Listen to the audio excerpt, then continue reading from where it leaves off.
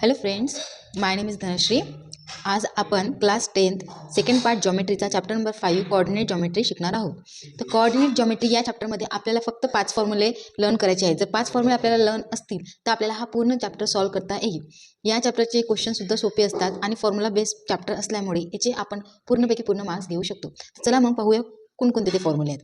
First formula आहे distance formula. तर distance म्हणजे सगळ्यांना माहिती आहे, मराठीमध्ये म्हणतात अंतर. बरोबर आहे, अंतर. आपण सध्या आपल्या घरापासून जर शाळेपर्यंत जात आहे तर आपलं घर ही झाली ए पोझिशन आणि आपली शाळा झाली बी पोझिशन. तर ए पासून बी म्हणजे शाळापासून तर घर हे किती अंतर आहे हे कसं काढतो आपण मीटरमध्ये किलोमीटरमध्ये काढतो. बरोबर. तसंच जॉमेट्रीमध्ये ते काढण्याची पद्धतसाठी एक डिस्टन्स फॉर्म्युला आहे. तिथे बघा ए पॉईंट आहे, ए पासून तर बी पॉईंटचा आपल्याला काय करायचं आहे, डिस्टन्स काढायचं आहे. तर एचं पहिले आपल्याला कोऑर्डिनेट लिहायला. आता हे कोऑर्डिनेट काय असतात तर तुम्हाला सगळ्यांना माहिती आहे, मी इथे काढून दाखवते. एक असते एक्स एक्सिस, एक असते वाय एक्सिस. हे वाय एक्सिस असते, एक्स एक्सिस असते, इथे 0 असतो. ते या एक्सिसमध्ये जर इथे एक ए पॉईंट आहे तर ए पॉईंट आपण जर एक्स एक्सिसवर परपेंडिक्युलर काढला तर आपल्याला एचा एक्स कोऑर्डिनेट भेटत असतो. त्याला आपण कन्सिडर करू x1. आणि ए पासून आपण जर वायवर परपेंडिक्युलर काढला तर आपल्याला हा y1 पॉईंट भेटतो, जो असतो एचा वाय कोऑर्डिनेट. तशाच प्रकारे बीचं सुद्धा कोऑर्डिनेट काढले जातात. तिथे आपल्याला एचे कोऑर्डिनेट दिले x1 y1, बीचे x2 y2. पहिला जो कोऑर्डिनेट असतो तो नेहमी x असतो आणि दुसरा जो असतो तो नेहमी y असतो. तर मग distance of A comma B याला रीड कसं करायचं, distance of A comma B equals to x2 minus x1 bracket square plus y2 minus y1 bracket square. नेहमी लक्षात घ्या, याच्यामध्ये नेहमी आपण सेकंड पॉईंट जो आहे त्या पॉईंटचे कोऑर्डिनेट आधी घेतो, त्या पॉईंटमधून एचे कोऑर्डिनेट मायनस करतो. तर फॉर्म्युला काय झाला, under root x2 minus x1 square plus y2 minus y1 bracket square. हा झाला डिस्टन्स फॉर्म्युला. या फॉर्म्युला बेस पहिली तुमची प्रॅक्टिस सेट आहे 5.1. सेकंड नंबरचा फॉर्म्युला आहे सेक्शन फॉर्म्युला. कोणता फॉर्म्युला आहे, सेक्शन फॉर्म्युला. हा सेक्शन फॉर्म्युला 3 पॉईंट्समध्ये असतो. किती पॉईंट्समध्ये असतो, 3. चला पाहूया याची कन्सेप्ट काय आहे. तर ठीक आहे, इथे ए पॉईंट आहे, इथे बी पॉईंट आहे, इथे सी पॉईंट आहे. हे 3 पॉईंट्स. या 3 पॉईंट्सला काय म्हणतात, कोलिनियर पॉईंट्स. काय म्हणतात, कोलिनियर पॉईंट्स.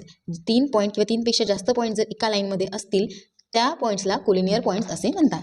तर सेक्शन फॉर्म्युला बुक्समध्ये जसं दिलं आहे त्या प्रकारे आपण घेऊया. तर इथे एक्स्ट्रीम पॉईंट्स जे आहेत, एक्स्ट्रीम म्हणजे शेवटचे, ए आणि बी. एचे कोऑर्डिनेट तुमचे नेहमीप्रमाणे x1, y1, बीचे x2, y2. ठीक आहे. या ए आणि बीमध्ये जर एक पॉईंट येत असेल त्याला आपण म्हणू पी पॉईंट. कोणता पॉईंट, पी पॉईंट. तर या पी पॉईंटचे आपल्याला जर विचारले कोऑर्डिनेट, त्या कोऑर्डिनेट आपण नाव देऊ x, y. तर ते कोऑर्डिनेट कसे काढायचे तर बाय युझिंग सेक्शन फॉर्म्युला आपण पीचे कोऑर्डिनेट काढू शकतो. तर पीचे कोऑर्डिनेट काढण्यासाठी आपल्याला 3 गोष्टी पाहिजे. एक जे एक्स्ट्रीम पॉईंट्स आहेत त्यांचे कोऑर्डिनेट आणि पीचं डिस्टन्स माहीत पाहिजे आपल्याला एक्स्ट्रीम पॉईंट्सपासून. डिस्टन्स मीन्स त्याचा रेशो. आता बघा, पी ए पासून पी अंतर काहीतरी, ए पासून पी पॉईंट हा काहीतरी अंतरावर असणार. त्या अंतरला आपण एम कन्सिडर केलं.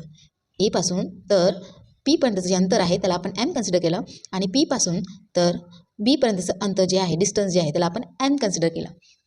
तर जो ए पी अपॉन पी बी आहे तो काय येणार आपला, एम अपॉन एन.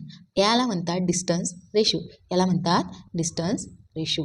ठीक आहे. या डिस्टन्स रेशो आणि एक्स्ट्रीम पॉईंट्सचे कोऑर्डिनेटच्या मदतीने आपण पी या पॉईंटचे कोऑर्डिनेट काढू शकतो. तर त्याचा फॉर्म्युला आहे एक्स इक्वल्स टू, इथे हा एक्स पीचा एक्स कोऑर्डिनेट आहे, X equals to M x2. नेहमी एम जर डिस्टन्स आहे, ए आणि पीमध्ये एम डिस्टन्स आहे, एम सोबत बीचे कोऑर्डिनेट घ्यायचे मल्टिप्लाय आणि एन सोबत एचे पॉईंट्स मल्टिप्लाय करायचे. बघा मग, M x2 plus N x1 upon M plus N.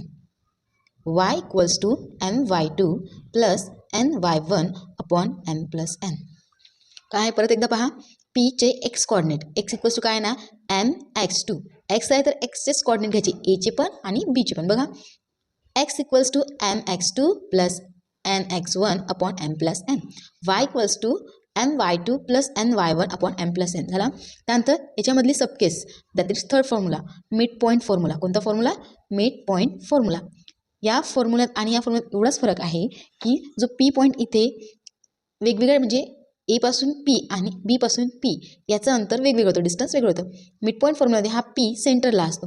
म्हणजे जर ए आणि बी या 2 पॉईंटमधलं अंतर जर 10 सेंटीमीटर असणार तर पी हा पॉईंट 10च्या हाफ किती होतात, 5 या 5 सेंटीमीटरवर असणार, 5 सेंटीमीटर या पॉईंटवर असणार. म्हणजे 2 पॉईंट्स असतील आणि तिसरा पॉईंट एकदम मधोमध असेल तर तेव्हा मिड पॉईंट फॉर्म्युला लागतो. ठीक आहे. मग याच्यामध्ये एक्झाम्पल जर घेतलं आपण सपोज ए बीमध्ये ए बी हे 10 सेंटीमीटर असेल, त्याचे हाफ इथे पी असणार, तर ही ए टू पी अंतर 5 सेंटीमीटर, पी टू बी किती होणार 5 सेंटीमीटर. त्याचा अर्थ A P upon P B equals to काय येणार 5/5. 5/5 किती असते 1. याचा अर्थ एम अपॉन एन जो आपला A P upon P B ratio असतो तो इथे किती आला 1. इथे 1 आला, त्याचा अर्थ एम आणि एनची व्हॅल्यू काय झाली 1 झाली. म्हणून इथे नवीन फॉर्म्युला तयार झाला, that is mid point formula. काय तयार झाला मिड पॉईंट फॉर्म्युला. काय सांगतो मिड पॉईंट फॉर्म्युला मग x equals to x1 plus x2 upon 2 and y equals to y1 plus y2 upon 2. ठीक आहे, हे झाले 3 फॉर्म्युले. चौथ्या नंबरचा फॉर्म्युला आहे सेंट्रॉइड फॉर्म्युला. आता या सेंट्रॉइड फॉर्म्युला म्हणजे काय, तर हा सेंट्रॉइड फॉर्म्युला ट्रायंगल्सला अप्लाय होतो. म्हणजे सपोज एक ट्रायंगल काढला आपण, ओके, या ट्रायंगलमध्ये व्हर्टायसेस लावला ए बी सी.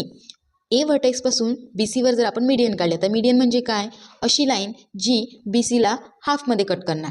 तर बी सी 10 असेल तर हाफ किती होणार 5. तर ए पासून 5 जिथे पॉईंट आहे त्या पॉईंटला नाव देऊ आपण सपोज डी. तर ए डी ही काय झाली बी सीची मीडियन झाली. तशाच प्रकारे ए सीची मीडियन काढणार आपण, सिमिलरली सीची सुद्धा मीडियन काढणार. ठीक आहे, तर ही जी मीडियन असते ही मीडियन एकाच पॉईंटमधून पास होते. या पॉईंटला आपण सेंट्रॉइड म्हणतो. काय म्हणतो सेंट्रॉइड. आणि हा पॉईंट नेहमी जीने डिनोट केला जातो. कशाने डिनोट केला जीने. म्हणजे बघा याला आपण म्हणतो, तुम्हाला हे माहिती आहे का, जेव्हा दोन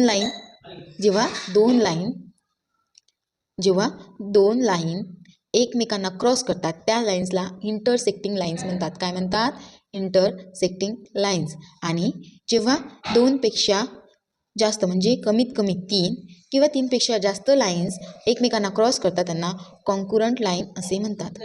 कॉन्कुरंट लाईन्स. या कॉन्कुरंट लाईन्स ज्या पॉईंटला क्रॉस होतात त्या पॉईंटला पॉईंट ऑफ कॉन्कुरन्स म्हणतात. पॉईंट ऑफ कॉन्कुरन्स म्हणतात. ठीक आहे, तर इथे ट्रायंगलमध्ये 3 मीडियन एकमेकांना क्रॉस झालेले आहेत, तर या झाल्या कॉन्कुरन्स लाईन्स. आणि त्यांचा जो पॉईंट आहे तो झाला पॉईंट ऑफ कॉन्कुरन्स. त्या पॉईंट ऑफ कॉन्कुरन्सलाच काय म्हणतात सेंट्रॉइड असे म्हणतात, विच इज डिनोटेड बाय जी. म्हणजेच त्याला जीने डिनोट करतात.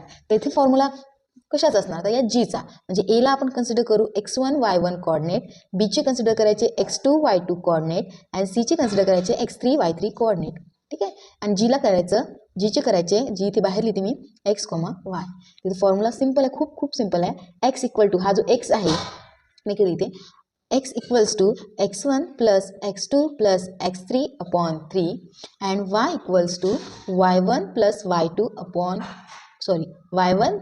Plus y3 upon 3. पाहिलं किती सिम्पल आहेत. आणि शेवटचा 5th नंबरचा formula slope of line. Slope of line. Slope of line म्हणजे काय, मी आधीच तुम्हाला ड्रॉ करून दाखवलेले आहे. एक्स एक्सिस असते, एक वाय एक्सिस असते, बरोबर. हॉरिझॉन्टल म्हणजे आडवी एक्स एक्सिस, व्हर्टिकल्स मीन्स उभी वाय एक्सिस. ओके, त्या वाय एक्सिस ते ओरिजिन. जर आपण इथे एक लाईन ड्रॉ केली, ही जी लाईन आहे या लाईनला म्हटलं एल, तर या लाईनने एक्स एक्सिसला कट केलं. ही एक्स एक्सिसची ही साईड जी असते ही ऑलवेज पॉझिटिव्ह असते, ही निगेटिव्ह असते. तर पॉझिटिव्ह एक्स एक्सिस करून जर आपण या लाईनचं मेजरमेंट केलं तो असते थिटा. काय असते थिटा. ठीक आहे, तर ही जी लाईन तिरपी आहे, ही तिरपी लाईनच म्हणजेच काय स्लोप आहे. तुम्ही बघता चढ उतार एखाद्या ठिकाणी असेल तिथं स्लोप असतो, चढायला एखाद्या ठिकाणी उतार असेल, चढायला कठीण जाते पण उतरायला सोपं जाते, त्यालाच काय म्हणतात स्लोप. स्लोप ऑफ लाईनचा फॉर्म्युला असतो, स्लोप ऑफ लाईन सपोज याला एल आहे, तर याला मी जर पॉईंट दिले इथे ए आणि इथे बी नाव दिलं, तर स्लोप ए आणि बी दिसत आहे तुम्हाला. ठीक आहे, बघा slope of line A B is denoted by M. पहिली गोष्ट एम ने डिनोट करता. तर एम इक्वल्स टू फॉर्म्युला काय झाला नेहमी y coordinate upon x coordinate, म्हणजेच y2 minus y1 upon x2 minus x1. इथे x1 y1 हे ए चे कॉर्डिनेट आहे, x2 y2 हे बी चे कॉर्डिनेट आहे. यालाच आपण लिहू शकतो टॅनच्या फॉर्ममध्ये टॅन थिटा. ट्रिग्नोमेट्रिक फंक्शनमध्ये slope of line equals to tan theta असते. जर तुम्हाला या चॅप्टरचं एवढं पूर्ण नॉलेज जर आलं तर तुम्हाला हा पूर्ण चॅप्टर सॉल्व्ह करता येईल आणि याचे पूर्ण मार्क्स देता येईल. बघा मग रिव्हिजन घेते मी, रिव्हिजनमध्ये लक्ष द्या आणि तुम्ही सोबत लिहा पण आणि बोला पण. सगळ्यात पहिला फॉर्म्युला कोणता शिकलो आपण distance formula. That is distance of A comma B equals to under root x2 minus x1 bracket square plus y2 minus y1 bracket square.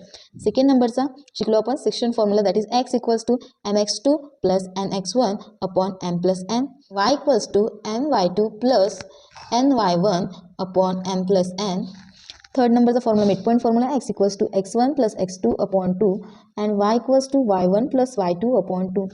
Fourth नंबरचा फॉर्म्युला आहे तुमचा centroid formula x equals to x1 plus x2 plus x3 upon 3 and y equals to y1 plus y2 plus y3 upon 3. Fifth नंबरचा formula आहे तुमचा slope, that is slope of line AB equals to y2 minus y1 upon x2 minus x1 which is equals to tan theta, which is equals to tan theta. ही पूर्ण summary झाली. Thank you very much.